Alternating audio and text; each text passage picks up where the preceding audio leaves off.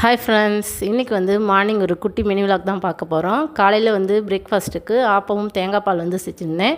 தேங்காய் பாலோட ஆப்பம் சாப்பிட்டுட்டு காலிஃப்ளவர் சில்லி போடுறதுக்கு நேற்றே மசாலாவோட எல்லாமே ரெடி பண்ணி நான் ஃப்ரிட்ஜில் வச்சுட்டேன். ஸோ ஃப்ரிட்ஜில் வச்சோம் அப்படின்னா நல்லா அந்த மசாலா நம்ம செய்யும்போது காலிஃப்ளவர் மசாலா உதிராமல் சூப்பராக வரும்.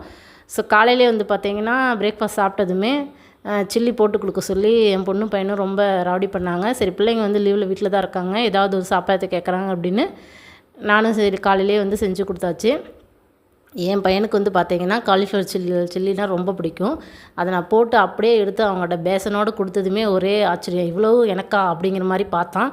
அதுக்கப்புறம் பார்த்துட்டு இல்லை கொண்டு போய் பிளேட்டில் வச்சு சாப்பிடு அப்படின்னோடனே எடுத்து ஒவ்வொன்றா பிளேட்டில் வச்சு சாப்பிட்டுட்டு இருந்தான் அடம் பண்ணிக்கிட்டே.